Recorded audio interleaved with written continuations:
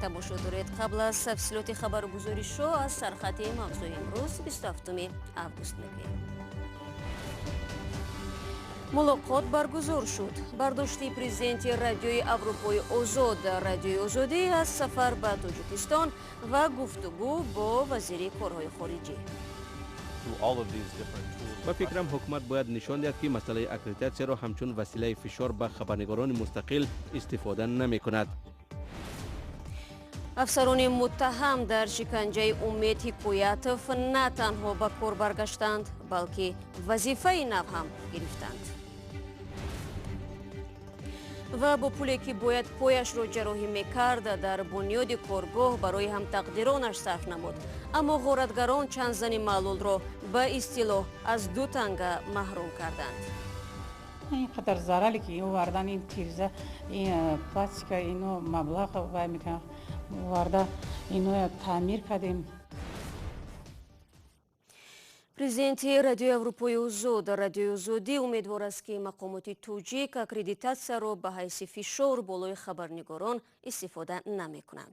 тӯли чанд моҳи ахир фаъолияти бархе аз хабарнигорони бахши тоҷикии Радиои Озодӣ бинобар бозхонд шуданд ва ё тамдид нагардидани иҷозатномаи кор аз ҷониби Вазорати корҳои хориҷии Тоҷикистон ба мушкил рӯбарӯ шудааст. бо таваҷҷӯҳ ба ин, президенти тозатаини Радиои Аврупои Озод Радиои Озодӣ нахустин сафари кории худро аз Тоҷикистон оғоз намуд. дар поёни сафари дурӯза ва мулоқот бо вазири корҳои хориҷии Тоҷикистон Ҷейми Флай ба суолҳои Анушервон Орифов ҳамкори мо аз телевизиони настаиши время посух дод. салом ҷаноби президент Ҷейми Флай, хуш омадед ба Тоҷикистон. мо шунидем ки қариб буд сафари шумо ба Тоҷикистон баргузор нашавад. ман корро дар Радиои Озодӣ ба тозагӣ шурӯъ кардам ва аввалин сафари ман ба Тоҷикистон бо назардошти он буд ки Радиои Озодӣ ва телевизиони настаиши время бисёр муваффақ ҳастанд. мо чанд ҳафта инҷониб дар мукотиба бо мақомоти Тоҷикистон будем ва вазъият то охирин лаҳза рӯшан набуд, вале хушбахтона ман виза ҳам гирифтам ва бо мақомот ҳам дидору гуфтугӯ кардам. آیا واقعا هم مقامات تاجیکستان با شما نمیخواست ملاقات کند؟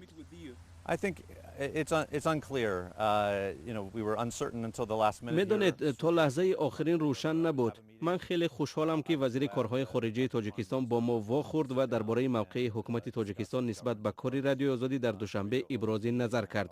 من نگرانی های خود را همچون پرزیدنت رادیوی آزادی در بابت مناسبت با خبرنگارانمان به مقامات رساندم. من به ضرورت اکریدیتاسیای همکارانمان اشاره کردم تا اینکه خبرنگاران رادیوی آزادی و تلویزیون نستعلیق افریم تمام حوادث کشور را بازتاب داده توانند. خوشحالم که توانستم با وزیر کارهای خارجی در این باره تبادل نظر کنیم.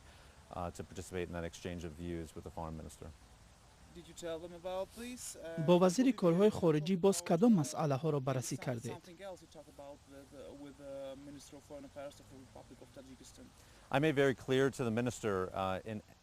من به وزیر کارهای خارجی تاجیکستان گفتم که رادیوی اروپای آزاد رادیوی آزادی درباره هر کشوری که گزارش می‌دهد و هر کشوری که در آنجا بیورو دارد معیارهای روزنامه‌نگاری را رعایت می‌کند. ما بی‌طرفی خود را حفظ می‌کنیم. ما امکان می‌دهیم که نظرهای گوناگون سیاسی شنیده شوند. من از وزیر کارهای خارجی دعوت کردم که مثل صحبت حاضره ما با رادیوی آزادی و یا نستعلیق افریم هم صحبت شود. به فکر من خوب است که مقامات دولتی توسط رسانه‌های ما نظر خود را به مردم رسانند. ما نظر آنها را در مسائل گوناگون پخش خواهیم کرد. همچنان امکان میدیم که مخالفان آنها هم چیزی بگویند.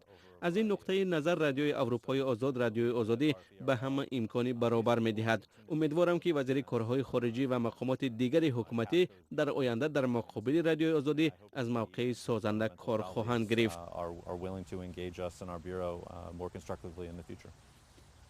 درباره آزادی بیان در تاجیکستان چی نظر دارید؟ در کشورهای به مانند آذربایجان و ازبکستان رادیوی اروپای آزاد رادیوی آزادی بیورو ندارد و آزادانه عمل کردن نمیتواند. به فکرم از این نقطه نظر حکومت تاجیکستان باید افتخار کند که چنین امکان را به رادیوی آزادی فراهم آورده است. مسئله دیگر این است که کارمندان ما نباید مورد فشار قرار گیرند. باید به آنها اکریدیتاسیای مناسب داده شود و آنها امکان اجرای وظیفه‌های کسبی خود را داشته باشند. مکالمه ما با حکومت تاجیکستان روی همین مسئله است و اگر ما نتوانیم کارمان را به طور مناسب اجرا کنیم، این مسئله میتواند واقعا هم مورد نگرانی از نظر آزادی بیان خواهد بود و فکر میکنم که حکومت هم این را میفهمد.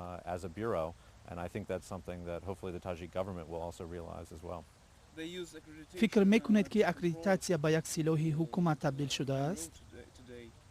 Yeah, that's the concerning thing about the way that they're dealing with our bureau right now. I've also heard concerns about بله این مسئله است که در بیوروی ما وجود دارد. من همچنان شنیدم که دسترسی به بعضی وبسایت ها هم مسدود شده است. با استفاده از وسیله های مختلف فشار آزادی بیان محدود کرده می شود. به فکرم حکومت باید نشان دهد که مسئله اکریدیتاتسیا را همچون وسیله فشار به خبرنگاران مستقل استفاده نمی کند.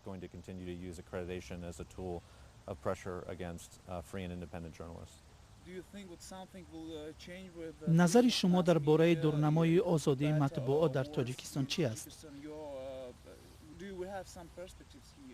I'm hopeful. I know we're entering here in Tajikistan a sensitive time with امیدوارم. میفهمم که ما به یک مرحله حساس وارد میشویم زیرا سال آینده انتخابات پارلمانی و پرزیدنتی دایر می شود و در این موسم سیاسی مهم است که رسانه ها حد الامکان آزادانه فعالیت کرده کار خود را پیش برند و مردم را از موقع گروه های مختلف آگاه کنند. آماری که ما در شبکه‌های اجتماعی می‌بینیم بیانگر آن است که مردم تاجیکستان بر رادیوی آزادی و نسل شفریم میل زیاد دارند. فکر میکنم حکومت تاجیکستان هم این را درک میکند و به نفع حکومت هم هست که مردم تاجیک از دایره وسیع‌تر نظرهای سیاسی آگاه باشد.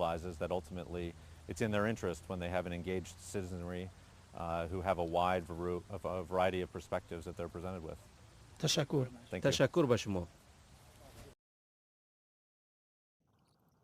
تفصیلات این صحبت رو میتوانید در وبسایت رادیوی آزادی پیدا کنید. اما من برنامه روی دوم میدیم. با گذشت 5 ماه از حادثه شکنجه شدن امید حکایتوف، پرونده جنایی نسبت 2 مأمور میلیسای متهم قطع شده است. دادستانی شهر دوشنبه تصدیق جنایت را نیافته است. ماه مارس امسال امید حکایتوف با آسیب سخت به بیمارستان افتاد. مقامات تا این دم میگفتند که گمانبران شکنجه فرار کردند. اصل واقعه را از میرزانبی خالقزاد میشنویم. تحقیقات ژورنالیستی خبرنگاران رادیوی آزادی روشن کرد که 2 کارمند میلیسایی که در لطوکوب شدید ساکن شهر دوشنبه امید حکایتوف ایدار دانسته می شدند، آنها نه اینکه از این وزارت رانده شدند برای این عملشون، بلکه همچنان به این دوباره به کارشون تعیین شدند و وظیفه خودشون را ادامه داده ایستادند. هرچند وزارت کارهای داخلی تاجیکستان در صحبت با رادیوی آزادی تاکید کردند که این 2 کارمند میلیسا از بعد از این حادثه از وظیفه رانده شدند. اما امروز یکی از خبرنگاران رادیوی آزادی هنگام جستجوی این واقعه در شعبچه کارهای داخلی ناحیه فردوسی با این کارمند میلیسایی که گفتند که وی فرار کرده است یا اینکه نسبت آنها پرونده قطع شده است، در همین شعبه سردار همین شعبچه تعیین شده ایفای وظیفه دارد. این یک سالهای زیادی را که برای خبرنگاران و هم برای تفتیشات به وجود آورده است. و در همین حال گلچهره خلمت و عضو ائتلاف ضد شکنجه در صحبت با رادیوی آزادی گفت که دادستانی شهر دوشنبه تحقیقات در نسبت این 2 کارمند میلیسا را بازداشت و آنها را بیگناه حسابید و آنها امروز آزادانه هم در آزادی میگردند و هم در شعبه کارهای داخلی ناحیه فردوسی به کار خود ادامه دادند. ائتلاف ضد شکنجه تاجیکستان تصمیم گرفته است از بالای این قرار پرکاتور شهر دوشنبه شکایت ببرد تا اینکه این پرونده از نو به بررسی گرفته شود. نسبت به زبیدالله سنگین مرازاده و سفر دودروف، یعنی که کارمندان میلیسای شعبه ناحیه فردوسی گمانبران شکنجه امید عنایتوف با قسم 3 ماده 316 کودکس جنایی برآمدن از حد وکالت منصبی پرونده باز شده بود. امید حکایتوف را آنها روز 31 مارس امسال با نشانه‌های آسیب پوشیده مایدان و عموما شکنجه شدید به بیمارستان آوردند. او دعوا دارد که 2 ناظر منطقوی میلیسا شکنجهش کرده حیاتش را سوزاندند. میرویم به ازبکستان. شعبه کارهای داخلی شهر توشکان گفته است اویدی رید علیه ریشداران معلومات ندارد. ماموران حفظ حقوق ازبکستان روز 23 август در نتیجه رید در بازار ملکه، یکی از بازارهای کلانترین شهر توشکان، 10 مرد ریشدار را دستگیر کرده و به شعبه پلیس بردند. بازداشت شده ها پس از تراشیدن ریششان دوباره آزاد شدند. آنها از سردار پلیس شهر توشکان طلب کردند تا قضیه رسما شرح داده شود. در اداره مسلمان мусулмонони ӯзбекистон низ бо ин амали кормандони пулис розӣ нестанд ва онро ғайриқонунӣ номиданд. бармегардем ба Тоҷикистон. Коргоҳе ки фаъолияташ дер давом накард ва соҳибашро афсурда намуд. қаҳрамони баъдии гузориши ҳамкорони мо зани маълулест ки мехост бо таъсиси як коргоҳ зиндагии худу ҳамтақдиронашро бичархонад. ӯ ба ин ҳадафаш расид, вале акнун дари коргоҳаш баста аст. зеро баъзе таҷҳизоту маблағи ин коргоҳи хурдро ғорат карданд. албатта тахмин мешавад ки дуздон пулу моли коргоҳро бо ҳадафи фоида ба яғма бурданд, аммо назарҳои дигар низ ҳастанд. Сарвинози Рӯҳулло ва Амриддин Олимов қазияро дунбол карданд. шишапораҳои рехтаву дастгоҳҳои дузандагии парешон, матоҳои нимдухтаву порашуда ва дару тирезаҳои шикаста. ин коргоҳ то 1 моҳи пеш макони ҳунаромӯзии занони маълул буд. бибикалон Хоҷаева ки худ маълул аст, барои кӯмак ба ҳамтақдиронаш коргоҳе таъсис дод.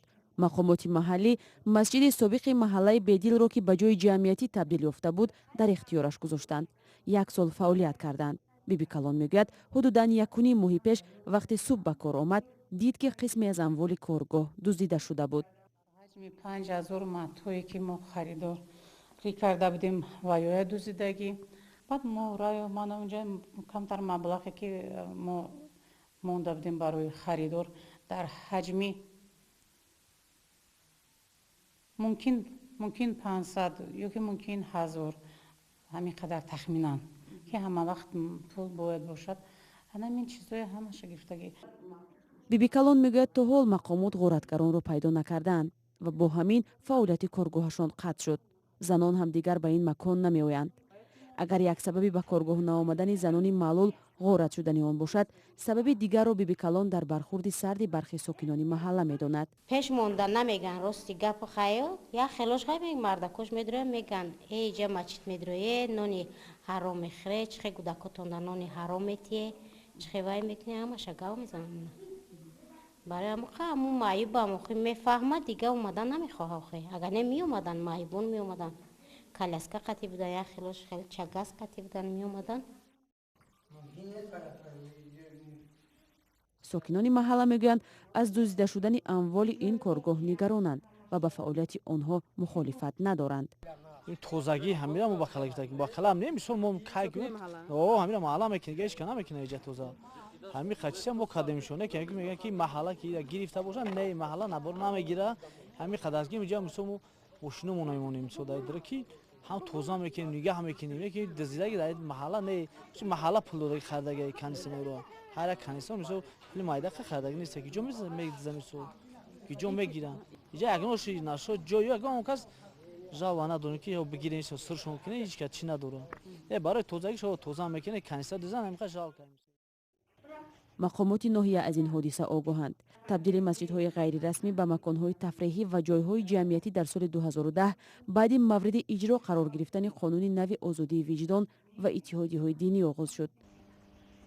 бибикалон Хоҷаева умедвор аст фаъолияташ идома меёбад ва онҳо ба касе муҳтоҷ нахоҳанд шуд. берӯзи хоҷазода ва Сомон Маҳмадбеков паҳлавонони маъруфи тоҷик дар мусобиқоти қаҳрамонии ҷаҳон оид ба ҷудо ки дар пойтахти ҷопон шаҳри Токио ҷараён дорад барои медалҳои биринҷӣ мубориза мебаранд. ба иҷрои вебсайти Федератсияи байналмилалии ҷудо дар ин мусобиқоти пурнуфузи ҷаҳонӣ 839 варзишкар аз 147 кишвари 5 қораи дунё ширкат дорад. дар ин мусобиқоти ҷаҳонӣ барои дарёфти рохат ба бозиҳои олимпии соли 2020 дар Токио имтиёзҳои муҳим ба даст меоранд. бо ҳамин матлаб барномаи имрӯзро ба поён мерасонем. агар мехоҳед дар ҷараёни хабарҳои рӯз бошед, пас ба вебсайти мо биравед www.ozodi.org. гузоришҳову наворҳои ҷолиб дар Озодӣ видео канали мо дар YouTube дастрас мебошанд. саҳифаҳои Радиои Озодӣ дар шабакаҳои иҷтимоӣ низ фаъол ҳастанд. аммо ман фардо шуморо дар навиди бомдодӣ интизорам. соати 7 бо вақти Прага. худо нигаҳдор.